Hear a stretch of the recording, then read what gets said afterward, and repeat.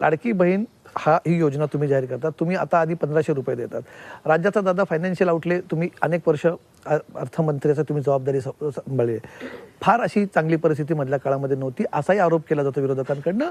फ्रीबीजच्या राजकारणाबद्दल आपण खरं तर खूप मोठी चर्चा होऊ शकते, पण थोडक्यात त्याच्याबद्दल बोललं. तुम्ही वाटतात आता विरोधक तुम्ही आता म्हणजे 2100 करणार म्हणजे राज्याचा 6.5 लाख कोटीचा आपला अर्थसंकल्प आहे. 3.5 कोटीचा आपले पगार 3.5 लाख कोटीचा पगारात जातात. त्याच्यात आगामी काळामध्ये हा भार वाढणार आहे. इतर गोष्टींसाठी पैसा येणार कुठून? बरं झालं प्रश्न विचारला.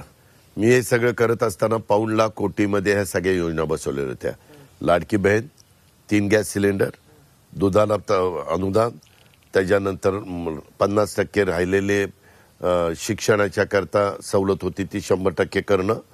ह्या सगळ्या गोष्टीच्या करता वीज माफी, त्याला 15,000 कोटी रुपये लागतात. हे सगळं आम्ही 75,000 कोटीत बसवलेलं होतं.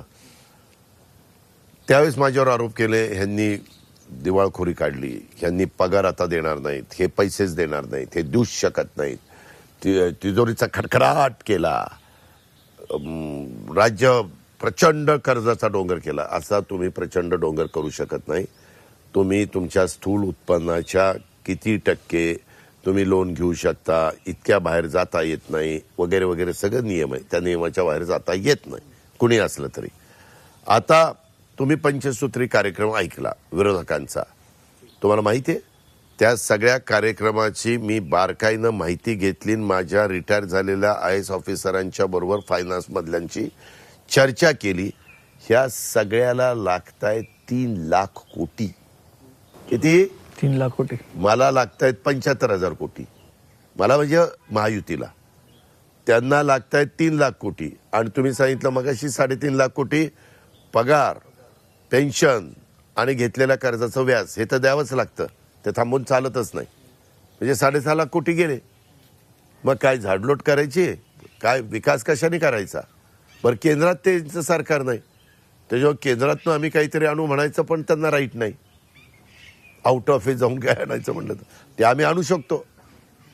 जे चंद्रबाबू नायडू आणि नितीश कुमारजींनी आणलं बघितलं तुम्ही, चर्चा झाली त्याची.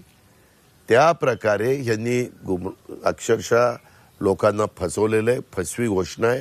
ह्याच्यात काही ते देऊ शकत नाही. 3 लाख कोटी दिल्यानंतर राज्य चालणार कसं? त्यांना प्रश्न विचारला काही पत्रकार मित्रांनी.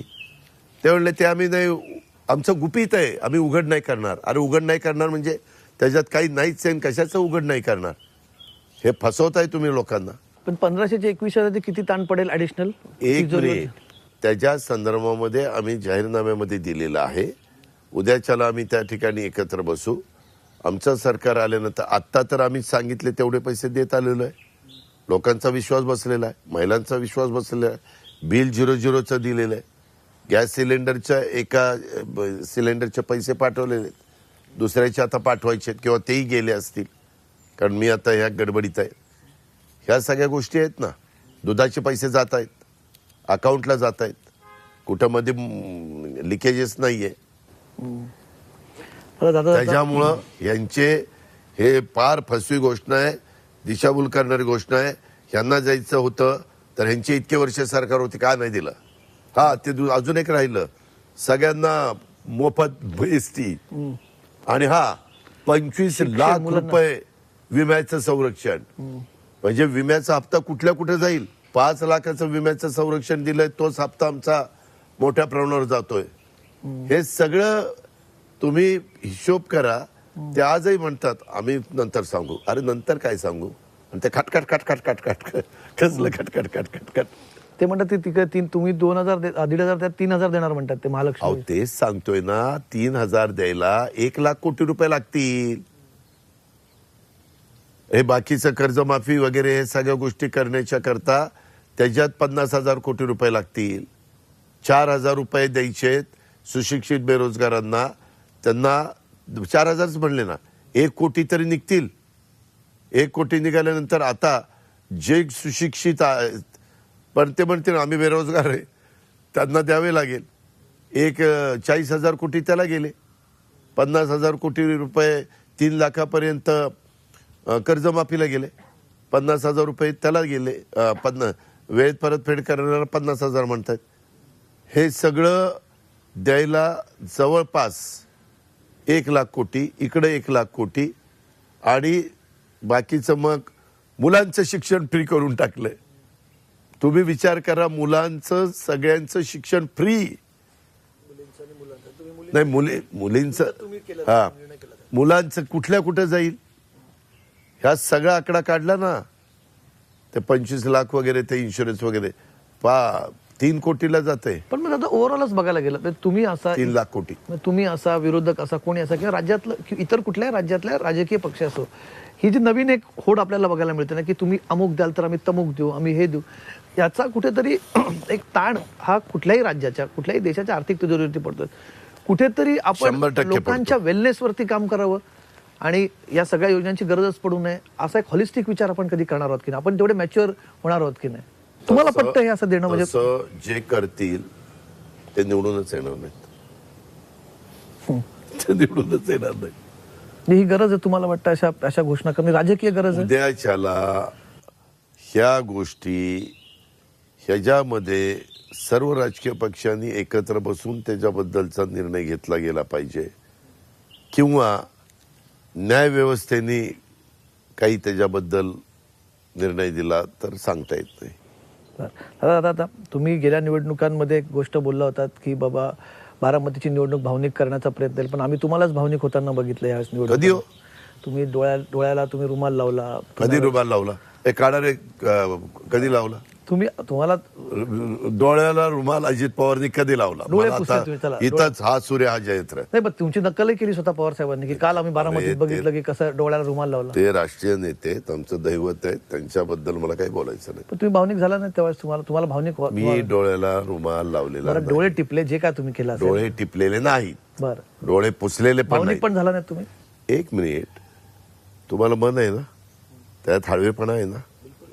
तुमचे वडील तुम्ही 18 वर्षाचे असताना जर गेलेले असतील आणि नंतर इथपर्यंत तुमच्या आईनी तुम्हाला सांभाळून इथपर्यंत आणलेलं असेल, आणि ते घरातली करती व्यक्ती गेल्यानंतर ज्या पद्धतीनं अनेक प्रकारच्या अडीअडचणी त्या कुटुंबावर येतात, त्याच्यातनं त्या आईला मुलांना शिकवावं लागतं, मुलींना शिकवावं लागतं, लग्न कार्य करावं लागतं, सुना आणाव्या लागतात, जावई करावे लागतात, ह्या सगळ्या गोष्टी करत करत अक्षरशः काय पद्धतीनं 78 पासून आम्ही दिवस काढले, हे माझ्या आईला, मला, माझ्या मोठ्या बहिणीला, माझ्या धाकट्या बहिणीला आणि माझ्या भावाला, आम्हाला एवढ्यांनाच माहिती आहे. त्या गोष्टी थोड्याशा त्यावेळेस डोळ्यासमोरनं गेल्या आणि त्या आठवणी आल्यामुळं आणि वडिलांचा उल्लेख झाल्यामुळं, वडिलांना पण आमचे वडील फार कर्तबगार होते, फार धाडसी होते, फार कर्तृत्ववान होते, आणि त्याच्यामुळं त्यांचा रास्त त्यांचंच ब्लड आमच्यामध्ये आहे ना, दुसरं तर कोणाचं नाही ना. आणि त्या पद्धतीनं तिथं आई वडिलांचं नाव घेतल्यानंतर थोडासा कंठ दाटून आला, पण लगेच स्वतःला सावरलं, पाणी घेतलं आणि दुसरा विषय केला. मी माणूस नाही, हे हरामासाचा माणूस नाही. मी कडक बोलत असेल, माझी प्रशासनावर पकड असेल, माझा आवाज जबरदस्त असेल, आज पण मला 10 कुणी माझ्यासमोर बसलं तर हे काय बोलेल, काय उत्तर देईल सांगता येत नाही, असं सगळे विचार करून येतात. हे तर खरं आहे, हे कुणी नाही करू शकत नाही. पण मला मन आहे ना, मी थोडंसं हळवेपणा आहे ना त्यात, एवढंच झालं, बाकी काही नाही. बरं, आत्ता सांगताना मी कॉन्फिडेंटली तुम्हाला सांगितलं, त्यावेळेस बोलताना मी त्या काठेवाडीत, तिथं माझे वडील, आम्ही वडिलांच्यावर जायचो, त्या कन्हेरीच्या शेतावर जायचो, तिथं दुपारचं जेवण करायचो, तिथं लेवलिंग चाललेलं होतं, त्यांची गाडी कुठं, तिथंच समोर मी भाषण करत होतो, त्या बाजूला त्यांची फॅट लागायची. ते सगळं असं नजरेसमोरनं गेलं, आणि त्यामुळं आणि त्याच्यात माझ्या आईनं जे काही कष्ट घेतलेत ते मी उघड्या डोळ्यांनी बघितलेले, त्याच्यामुळे तिचा उल्लेख मी केला. त्यांचं नाव घेतल्यावर मला जरा भरून आलं. पण मग त्याची जेव्हा तुम्ही म्हणाल की बोलणार आहे, पण त्याची तुमच्याच त्या भावनिक नक्कल केली गेली तर तुम्हाला त्याचंही वाईट वाटलं का? काय वाटणार आहे, एवढ्या मोठी व्यक्ती आपली नक्कल करते, याचा अर्थ त्यांनी आपल्या गोष्टीची नोंद घेतली असं मला वाटलं. दादा 2 विधानं आली. नवाबभाई आमच्याच या टू द पॉईंट कार्यक्रमात म्हणाले होते की निवडणुकांनंतर समीकरणं बदलू शकतात, त्याच आशयाचं विधान दिलीप वळसे पाटील देखील करतात. ते वैयक्तिक विधान आहेत. तुमचं वैयक्तिक विधान काय निवडणूक माझं वैयक्तिक विधान 250 पेक्षा जास्त जागा आणून व्यवस्थितपणे महायुतीचं सरकार करायचं आणि लोकांचे प्रश्न सोडवायचे पण आणि कमलेजींना पुन्हा प्रश्न विचारायला संधी द्यायची. नाही आम्ही तो विचारणार प्रश्न पुन्हा दादा पण नाही हे येणार तुम्हाला वाटतं असं समीकरणं बदलू शकतात काही एक काय? राजकीय विश्लेषक काय म्हणून काय काय तुम्ही, राजकीय ऑब्झर्व्हर म्हणून हा. की काही समीकरणं बदलू शकतात निवडणुकीच्या निकालानंतर? बदलायचा प्रश्नच येणार नाही. अहो आम्ही पुन्हा सांगतोय, आम्ही 1% आतमध्येच आहे. आता आम्ही बऱ्याच गोष्टी केलेल्या आहेत. केंद्राने आम्हाला 1 लाख कोटीचं आपल्याला वाढवणीचं बंदर दिलं पहिल्या कॅबिनेटला जे 30 वर्षापासून चर्चा चाललेली आहे त्याचा आमूलाग्र बदल आयात निर्यातीवर होणार. साईट सुंदर आहे, खोल आहे आणि ते महाराष्ट्राला मिळालेलं आहे आणि देशाला पण त्याचा फायदा होणार. ही पण गोष्ट नाकारता येत नाही. पुन्हा काही पवार परिवार राष्ट्रवादी काँग्रेस यांच्या एकीकरणाची कधी कधी कार्यकर्त्यांकडून चर्चा होते. भुजबळ साहेब म्हणाले दिवाळीच्या आधी की परिवाराने एकत्र यावं अशी त्यांची इच्छा. तुम्हाला असं वाटतं असं भविष्यात काय होऊ शकतं? अनेक समर्थक अनेक पाठीराखे आपले मतं तिथं मांडत असतात. तशा पद्धतीनं होण्याच्या करता तसं पावलं दोन्ही बाजूंनी उचलली गेली पाहिजेत, परंतु ती ते अजिबात उचलली गेली नाही. उलट ते वाढवण्याचं काम ह्या विधानसभेच्या निवडणुकीच्या निमित्तानं झालं. पावलं उचलली गेली समोरनं तर शक्यता आहे. आता पहिली निवडणूक पहिलं आधी लगीन कोंडाण्याचं मग रायबाचं, तसं आधी निवडणुकीचं मग बाकीचं. पण मी शक्यता विचारतो ही शक्यता भविष्यात आहे. सांगितलं ना, आधी पाऊल उचललं गेलं तर शक्यता आहे का? आधी फक्त निवडणूक त्याच्यानंतर बाकीचं, तो विचार अजून केला नाही. चला ठीक आहे दादा, तुम्हाला कोंडाण्यांच्या लग्नासाठी खूप खूप शुभेच्छा. तुमच्यासाठी ही निवडणूक खूप महत्त्वाची आहे आणि तुमचा आता प्रचाराचा दौरा सुरू आहे. पुन्हा आम्हाला संधी तुम्ही म्हणतात की मिळेल, आम्ही पुन्हा येऊ. या सत्तेनंतर, वेलकम. निवडणुकीच्या निकालानंतर पुन्हा तुमच्याशी अशीच मुलाखत आम्हाला करायला आवडेल. टू द पॉईंट या कार्यक्रमात आता तुम्ही सहभागी झालात आणि आज अत्यंत दिलखुलासपणे उत्तर दिली त्याबद्दल तुमचे खूप खूप आभार. थँक्यू.